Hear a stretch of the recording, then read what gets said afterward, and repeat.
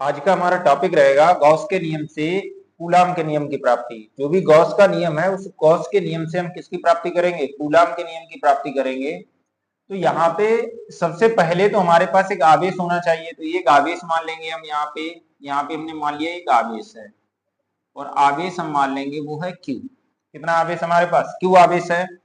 और गॉस के नियम से प्राप्ति करेंगे। गॉस का नियम जो है बंद पृष्ठ के लिए लागू होता है, तो यहाँ पे हम सबसे पहले एक बंद पृष्ठ के अंदर ये आवेश मानेंगे। तो ये जो आवेश हमने माना है वो आवेश हमने किसके अंदर मान लिया? ये आवेश हमने मान लिया एक बंद पृष्ठ के अंदर है। आवेश जो हमने ये माना है वो आवेश किसके अंदर मान लिया? हमने एक बंद पृष्ठ के अंदर मान लिया, ये माना है। ठीक है, यहाँ पे ये आवेश हमने मान लिया एक बंद पृष्ठ के अंदर ये आवेश उपस्थित है। देखो इधर आज हम पढ़ेंगे, आज का जो हमारा टॉपिक रहेगा वो है गॉस के नियम से या गॉस की प्रमेय से कूलाम के नियम की प्राप्ति। तो जब हम गॉस के नियम से कूलाम के नियम की प्राप्ति करेंगे तो सबसे पहले हमारे पास एक आवेश होना चाहिए। तो यहाँ पे एक आवेश मान लेंगे हम। यहाँ पे हमने क्या मान लिया? यहाँ पे एक मान लिया आवेश। ठीक है, और गॉस का नियम बंद पृष्ठ के लिए लागू होता है, तो यहाँ पे हम इसके चारों ओर एक बंद पृष्ठ मान लेंगे। इसके चारों ओर हम कैसा पृष्ठ मान लेंगे? एक बंद पृष्ठ मान लेंगे। तो इसके चारों ओर ये हमने एक बंद पृष्ठ मान लिया। समझ में आया? इसके चारों ओर हमने क्या मान लिया? एक बंद पृष्ठ मान लिया, यानी उस बंद पृष्ठ के अंदर जो है ये आवेश उपस्थित है। ठीक है, और इस आवेश से r दूरी पर, इस आवेश से कितनी दूरी पर? इस आवेश से r दूरी पर, यहाँ पे हम स्मॉल r दूरी ले लेंगे इस आवेश से। तो ये आवेश है, इस आवेश से ये हमने ले ली है स्मॉल r दूरी। ठीक है, आवेश से कितनी दूरी ले ली है? स्मॉल r दूरी। ये जो केंद्र हमने माना है इस गोले का वो हमने मान लिया केंद्र O। केंद्र हमने कितना मान लिया? केंद्र मान लिया O। ये जो यहाँ पे त्रिज्या मानेंगे इस गोले की वो हमने त्रिज्या मान ली है r। जो भी हमने बंद पृष्ठ माना है उस बंद पृष्ठ की जो त्रिज्या मानी है वो हमने कितनी मान ली है? r मान लिया। ये हो जाएगा यहाँ पे। अब हमें करना क्या है? इस गोले से होकर उड़ने वाला वैद्युत फ्लक्स निकालेंगे। इस गोले से होकर उड़ने वाला क्या निकालेंगे? वैद्युत फ्लक्स। तो यहाँ पे हम सूक्ष्म क्षेत्रफल मान लेंगे। सूक्ष्म क्षेत्रफल से होकर उड़ने वाला वैद्युत फ्लक्स निकालेंगे। तो यहाँ पे हमने इसके पृष्ठ पर यहाँ पे सूक्ष्म क्षेत्रफल मान लिया। ये इस गोले के पृष्ठ पर हमने क्या मान लिया? इस गोले के पृष्ठ पर ये हमने मान लिया सूक्ष्म क्षेत्रफल। ये सूक्ष्म क्षेत्रफल माना है डेल्टा ए। ठीक है, ये सूक्ष्म क्षेत्रफल कितना माना है? Delta A. और इस डेल्टा ए की दिशा होगी पृष्ठ से बाहर की ओर। क्षेत्रफल सदिश की दिशा किधर होती है? पृष्ठ से बाहर की ओर।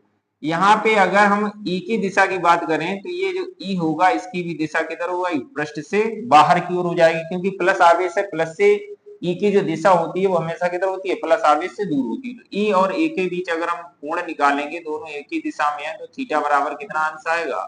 इनके बीच जो थीटा आएगा वो आ जाएगा 0 अंश। ये लिख दिया आपने।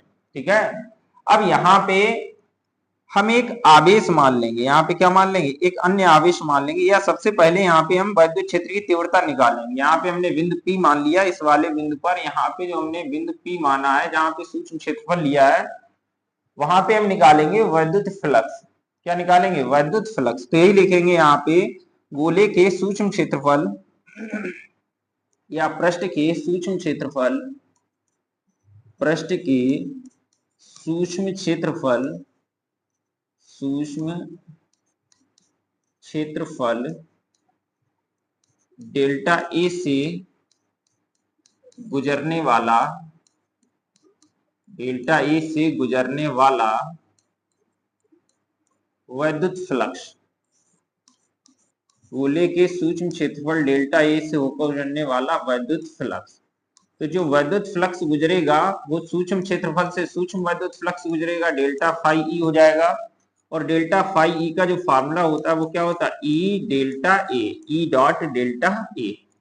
फार्मूला क्या होता है? E dot delta A. ये हो जाएगा। जब भी हम डॉट हटाएंगे तो डॉट की जगह पे क्या आएगा? Cos theta. तो डेल्टा फाई ई बराबर अगर लिखेंगे, डेल्टा फाई ई बराबर, तो कितना हो जाएगा? यहाँ पे ई, यहाँ पे डॉट हटेगा, आ जाएगा डेल्टा ए, और यहाँ पे क्या आ जाएगा? Cos theta. और यहाँ पे हमें मालूम है जो थीटा है वो कितने अंश है? यहाँ पे थीटा बराबर है 0 अंश। थीटा कितने अंश है? थीटा बराबर है 0 अंश। कॉस 0 का मान 1 होता है। तो यहाँ पे लिखेंगे डेल्टा फाई ई बराबर कितना हो जाएगा? ई, और यहाँ पे हो जाएगा डेल्टा ए, और यहाँ पे हो जाएगा कॉस 0। कॉस 0 का मान 1, 1 में इसका गुणा करेंगे तो यही मान आ जाएगा। डेल्टा फाई ई बराबर हो जाएगा ई डेल्टा ए। ये आया है सूक्ष्म क्षेत्रफल से होकर गुजरने वाला वैद्युत फ्लक्स। किससे होकर गुजरने वाला वैद्युत फ्लक्स आया? सूक्ष्म क्षेत्रफल से होकर गुजरने वाला वैद्युत फ्लक्स। अब हम लिखेंगे संपूर्ण पृष्ठ से होकर गुजरने वाला वैद्युत फ्लक्स। यहाँ पे लिखेंगे संपूर्ण पृष्ठ से, संपूर्ण पृष्ठ से, संपूर्ण पृष्ठ से गुजरने वाला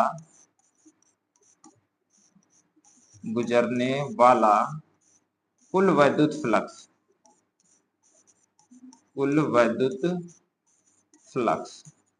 संपूर्ण पृष्ठ से अगर वैद्युत फ्लक्स निकालेंगे तो संपूर्ण पृष्ठ से गुजरेगा तो यहां से क्या हो जाएगा? डेल्टा हट जाएगा, तो डेल्टा हटेगा तो क्या बचेगा? फाई ई।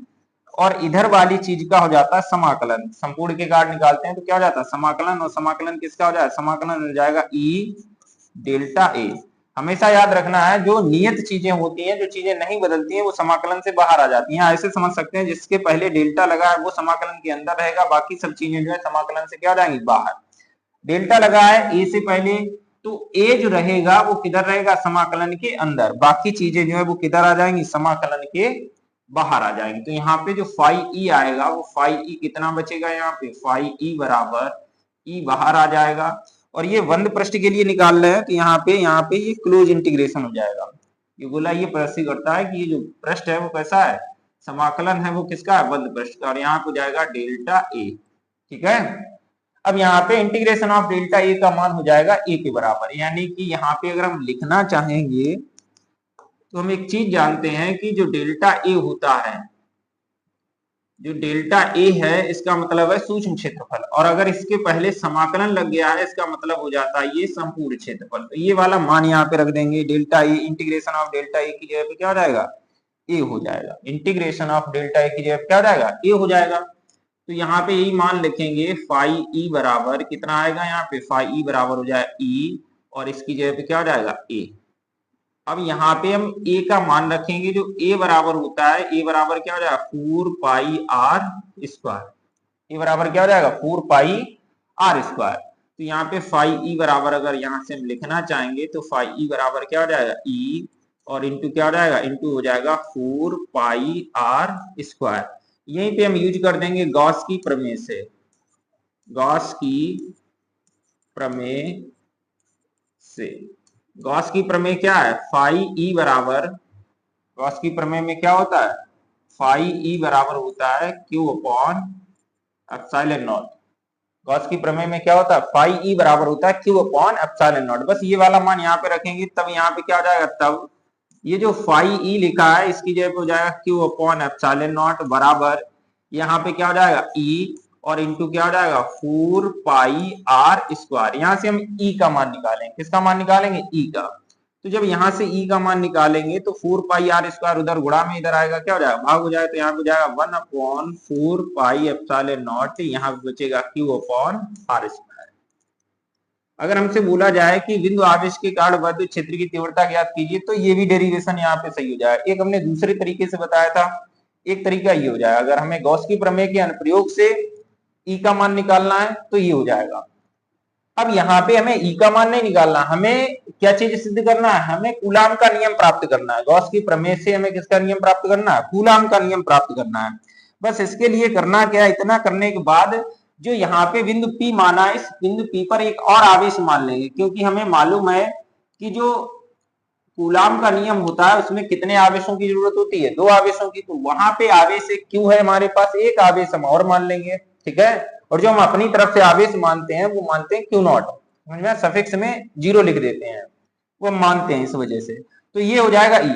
अब यहाँ पे ये लिखेंगे, 2 आवेश हो गए, तो 2 आवेशों के बीच लगने वाला बल यहाँ पे लिखेंगे। जो हमने धन परीक्षण आवेश माना है, इस धन परीक्षण आवेश पर लगने वाला बल। हमारे पास 2 आवेश है, क्यू आवेश है, क्यू नॉट आवेश है। ये दोनों आवेश जो एक दूसरे पर क्या लगाएंगे? बल लगाएंगे। तो उसी बल का मान हमें निकालना है, समझ में आया? तो ये लिखेंगे यहाँ पे बिंदु P पर स्थित, बिंदु P पर स्थित, बिंदु P पर स्थित धन परीक्षण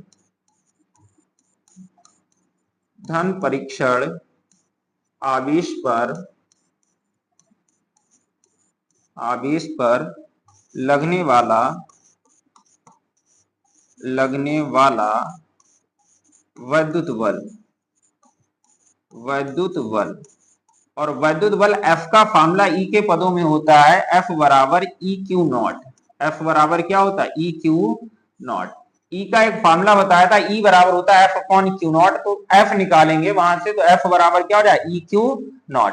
यहाँ पे हम E का मान रख देंगे, यहाँ पे क्या रखेंगे? E का मान रख देंगे। ये लिख देंगे यहाँ पे समीकरण 1, यहाँ पे लिखेंगे समीकरण 1 से, समीकरण 1 से E का मान रखने पर, मान रखने पर, समीकरण 1 से हम किसका मान रखेंगे? समीकरण 1 से E का मान रखने पर। जब हम समीकरण 1 से E का मान रखेंगे तब क्या हो जाएगा यहाँ पे? तब F बराबर कितना हो जाएगा? F बराबर हो जाएगा, E की जगह पे कितना रख दिया जाएगा? 1/4 Q अपॉन आर स्क्वायर। तो यहाँ पे लिख देंगे 1/4 यहाँ पे क्या हो जाएगा? Q अपॉन आर स्क्वायर, और इसमें गुणा किसका हो जाएगा? क्यू नॉट का। तो यहाँ पे Q जो लिखा है, Q के साथ में गुणा किसका हो जाएगा? क्यू नॉट का। तो ये आ जाएगा वैद्युत बल का फार्मूला। F बराबर कितना आएगा? 1/4 Q naught upon R square. यही हमने क्या नाम उसका नियम बताया था, कूलाम का नियम। की कूलाम का नियम फार्मूला क्या था? F बराबर 1/4 Q1 Q2 upon R square. तो Q1 की जगह Q हो जाएगा, Q2 की जगह क्या हो जाएगा? Q नॉट हो जाएगा। यही यहाँ पे लिख देंगे, अर्थात यहाँ से अगर लिखेंगे, देखेंगे, अर्थात F जो है अनुक्रमानुपाती किसके है? दोनों आवेशों के गुणनफल के क्या है? अनुक्रमानुपाती है।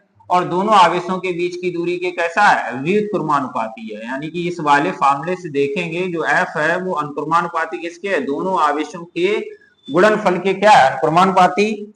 और दोनों आवेशों के बीच की दूरी के वर्ग के कैसा है? व्युत्क्रमानुपाती। यही जो है कूलाम का नियम है, यही कूलाम का नियम है। यहां पे लिखेंगे यही कूलाम का नियम है। यही किसका नियम है? कूलाम का नियम है। और कूलाम के नियम की प्राप्ति हमने किससे की है? गॉस की प्रमेय से। समझ में आया? अगर हमसे सिर्फ बोला जाए कि वैद्युत क्षेत्र की तीव्रता ज्ञात कीजिए बिंदु आवेश के कारण, तो हम यहीं तक कर देंगे, छोड़ देंगे। ठीक है। अगर हमसे बोला जाए गॉस के नियम से या गॉस की प्रमेय से कूलाम के नियम की प्राप्ति कीजिए, तो हम यहाँ तक करेंगे। तो यही जो है किसका नियम है? कूलाम का नियम है। ये हमने किसकी सहायता से किया है? ये हमने किया है गॉस की प्रमेय की सहायता से। ठीक है।